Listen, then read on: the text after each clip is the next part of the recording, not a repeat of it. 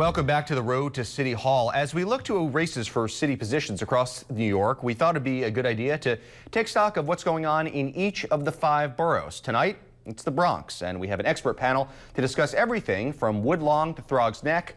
Political consultant Patrick Jenkins is here. Gary Axelbank, the host of BronxTalk, BronxNet's flagship talk show for the past 18 years. New York One's Bronx reporter Erin Clark, and Patrick Wall, who covers the borough for DNA Info. Thanks so much for being here. I appreciate it. All right, so let's get started this way. I think when you talk to people in the Bronx, they feel, well, maybe it's accurate to say that they have a little bit of a chip on their shoulder because there's the reputation that they feel the Bronx has across the country for people who don't know the Bronx is one that is dated. It's the one from 25 years ago, even more, 30, 40 years ago. The Bronx is burning and so forth. Now, I know that it's not the case, and I spent time in the Bronx, and not just at Arthur Avenue and not just at the Bronx Zoo, but you know, the entire borough. And I want to ask each of you your thoughts as to give me an example of why that reputation that the Bronx might have is a fallacy. Let's start with you, Erin. Well, the first thing is crime. Crime statistics are down. The Bronx Borough President and the police department recently released statistics about the numbers in the Bronx for crime are down. They're at I think a 40-year low. They're the lowest that they've been since the 60s. So that's something for the folks in the Bronx to pat themselves on the shoulders about. Okay, great. Patrick? I think one area is the sort of current of activism that's been there. Even though the Bronx has long struggled with a lot of problems, there's always been community activists who have been working to change things. And one area where that's playing out right now is in education. Even though a lot of the schools are not performing well and are some of the lowest in the city, there are parents that have just started to band together to improve their local schools and trying to make a difference at the local level. Okay, very good point. Gary? The Bronx is known as the borough of universities for a reason, because the Bronx has, I think it's 14 or 15 colleges and universities. And from an advocacy point of view, if we put resources into those colleges and universities and the communities around them, we can do a lot of good, empowering the people, having them do better, having their kids do better, having their health care improve, and of course building up the neighborhoods. The borough of universities. Okay, good point. Patrick? I look at the new development of a hotel over in the Hutchinson Metro Center, which I think is a great sign for the Bronx that, one, we don't have a world-class hotel there, but also it's a place where people want to come to stay, to visit their children at the universities, to come visit the Bronx Zoo, to come to Yankee Stadium. And I think that there's a lot of things in the Bronx that people have yet to discover, but getting a really top-flight hotel will help people stay overnight and go and have dinner on Little Italy in the Bronx. Good, and never go into Manhattan, or maybe just take a day trip to Manhattan and come back to the Bronx. Exactly. Let's talk about another piece of development, and we'll start with you, Gary. The Kingsbridge Armory. Now, this has been in the news for many years now. It was a big fight between the borough president, Ruben Diaz Jr., and Mayor Bloomberg. Now, those old plans have been scratched, and it looks like we're going to have something different. What are we going to see there? Well, we don't know what we're going to see. The city will make a choice between 2 options. One is an ice palace, the Kingsbridge National Ice Center, which would be 9 ice skating rinks, and the other would be a proposal by a group called Young Woo Associates that would put flea markets and basketball and all different activities in there. As to what will be there, I don't know. To me, the bottom line is, what will the impact be on the Bronx? Whatever is in there has to do a good job at improving employment numbers, stimulating the neighborhoods, helping the small businesses in the area, and not compete with other businesses in the area. And Patrick, did people who live around the Armory have a preference one way or the other about what should be developed there? I think it depends. Some of the merchants in the area are concerned that if they brought in the mixed market, that would create some competition that they're not looking for. And also some people worry about parking and how that would play out. But other people are excited to have the new entertainment choices there. Other people say that hockey would be good at bringing people from out of state and maybe their money as well. And 9 ice skating rinks, that's a lot. I mean, is it going to be people coming in from the outside, or maybe will people there also learn to ice skate and use the facility? I think it's a bit of both. The borough president wants people to come into his borough. I mean, that's something that they are very big on at the borough president's office. They want people not to think that the Bronx is a bad place, and they want to welcome them. But also, it's an opportunity for kids in the area to learn to skate, to play hockey, something that they might not have done before. Yeah, that's a very interesting idea, I have to say that. All right, let's take a break. We're going to talk much more, and also the always lively Bronx political scene. I'll be asking you about that in just a second. It's time for a break. We will continue discussion about the issues affecting the borough in 2013. And don't forget, if you'd like to make a comment about tonight's program, you can leave your name and a message. Just call 212-379-3440, or you can send us an email at roadtocityhall@ny1.com. Stay with us.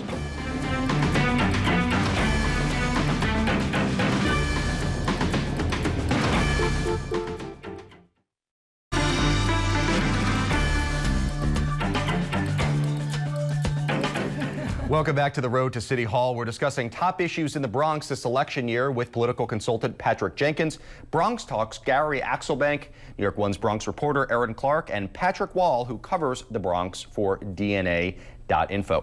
Let me ask you a question, Patrick. We talked earlier about crime in the Bronx. One issue that has citywide implications is what's going on with the Clean Halls program. There was a ruling recently in federal court. Explain to us what the Clean Halls program is and what the controversy is with it. So Clean Halls is one element of stop and frisk where landlords of buildings enroll in this anti-trespassing program that allows the police to stop people who might be trespassers there. But a federal judge ruled earlier this month that it was unconstitutional because a lot of tenants of the buildings and their guests were being stopped without reason going in.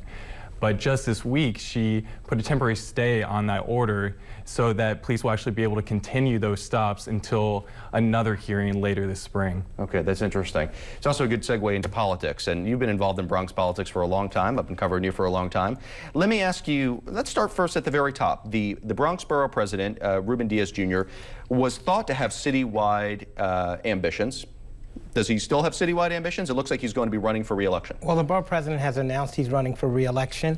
I think that a lot of people around the city were making phone calls into him saying that he would make a fine candidate to run citywide, and I agree with them. But he's chosen to stay in, pursue his office that he currently holds. And does he have any kind of opposition within the party or within the other party? No. You look very surprised. Yeah, opposition within the party that I know of, no. The borough president has done a tremendous job, and he has been one of the best spokespersons for the Bronx. He's been a strong advocate for the residents of the Bronx, and he's been on message talking about development and improvement of schools and lower crime rates. He's been on top of every issue. I think he's done an outstanding job, which is why his approval rating is through the roof in the Bronx. And I think the residents of the Bronx are happy to have him as their borough president and look forward to him going ahead to some other office someday. And Gary, what do you hear? Well, it was a matter of practical decision that the borough president made. It made no sense for him to go for citywide office, sacrifice this wonderful base that he's built, and even not be able to finish the projects that he wanted to finish. It just made no sense for him to do that. He made a practical decision. At some point in the future, after he's term limited out of the borough presidency, he can certainly then look for a citywide job. But at this point, it just didn't seem to make sense to just get up and go for something that certainly was not a guaranteed thing. And one really intriguing story is the former borough president from the Bronx, Adolfo Carrion, who is running on the Republican line. It probably also, he's looking to get the independence line as well. What do people in the Bronx make of this? Do you think that he has support there? I'm going to defer to one of you guys on that. I haven't heard too much. Well, I can tell you that there were many people upset about his advocacy over Yankee Stadium and the filtration plant projects that didn't really end up benefiting the Bronx. So while I'm sure there's and Patrick certainly could speak to the large base of people that do support him, there are questions about some of what his record was in the Bronx, and then also, of course, a switch to a Republican Party that doesn't sit well in a totally Democratic left-handed borough. Yeah, what's the take on this? Yeah, I think some people are confused by the decision to pursue a Republican nomination in the first place. It doesn't speak to his roots in the Bronx. So I think a lot of people are just, shaking their heads about it. But because he's done that, and because he's, romanced the Independence Party, so to speak, most people, in my opinion, that I've spoken to aren't really taking it too seriously. Do they think it's just blatantly opportunistic? No, I mean, it's hard to say whether it's opportunistic because it's a tougher road, in my opinion. I think people just felt like it's a way to keep yourself in the newspapers at first and then maybe do something else. People in the Bronx really want real people. They want direct people. They respond when you look at them and you talk to them and you say what you think. This inconsistency, as far as the Bronx goes, I don't know how well it will play. Maybe it will. I don't want to, say yes or no, but I would have concerns when you start switching the parties in the Bronx.